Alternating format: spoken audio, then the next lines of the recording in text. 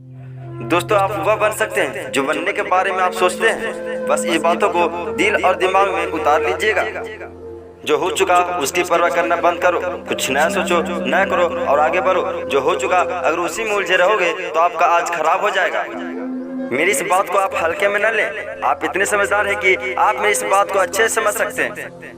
अगर आप बकाये में पीछे घटने वाली घटनाओं को दिन रात अपने दिल और दिमाग में दोहराते रहेंगे तो आगे कुछ नया करने का निर्णय नहीं ले पाएंगे। जानते हैं ऐसा क्यों होता है? ऐसा इसलिए होता है कि आपका दिमाग जब बुरी घटनाओं को विचार से भरे होते हैं तो यह अच्छे और प्रेरक विचार पैदा नहीं कर पाते हैं और आप हर काम में असफल हो जाते हैं। इसलिए मेरी मानिए, जो हो चुका उसे भूलकर एक नई शुरुआत करें। दोस्तों, मान लीजिए एक कमरे में किताबों का एक विशाल ढेर लगा दिया जाए और आपको एक विशेष किताब का नाम बताया जाए और उस किताब को उस कमरे में लगे विशाल ढेर में से ढूंढ कर लाने को कहा जाए, तो आपको कितना समय लगेगा?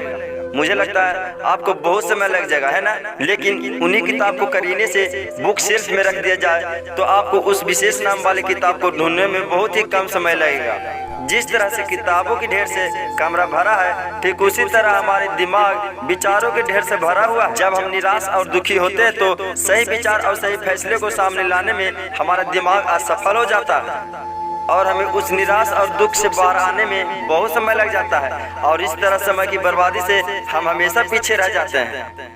अगर आप अपने विचार के ढेर को करीने से बुक शेल्फ की तरह दिमाग में रखें तो किसी भी परेशानी में हमारा दिमाग सही विचार और फैसले सही समय पर हमारे सामने लाकर रख देगा। ऐसा करने का सिर्फ एक तरीका है, बस आप हर सुबह मेडिटेशन करना शुरू करो, क्योंकि मेडिटेशन में वह पावर है जो आपको अंदर से कुछ कर गुजरने की ताकत देती है। आपके दिमाग में चल रहे उथल पुथल को शांत करती है और सही रास्ता दिखाती है और सही निर्णय लेने की क्षमता पैदा करती है।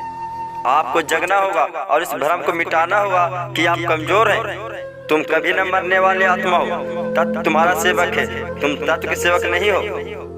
यदि आपकी परिस्थितियों पर अच्छी पकड़ है तो जहर उगलने वाला भी आपका कुछ नहीं बिगाड़ सकता। शिक्षा क्या है? क्या यह किताबों से मिलने वाली विद्या है? नहीं। क्या यह नाना प्रकार का ज्ञान है? नहीं, यह भी नहीं। दोस्तों, जिस संयम के द्वारा इच्छा शक्ति का प्रभाव और विकास वंश में लाया जाता है और वह फलदायक होता है, वह शिक्षा कहलाता है। दोस्तों, मैं आशा करता हूँ बताए गए सही मोटिवेशन स्पीच से आप सहमत हैं और अपने जीवन को इन विचारों से सींचेंगे और आगे बढ़ेंगे।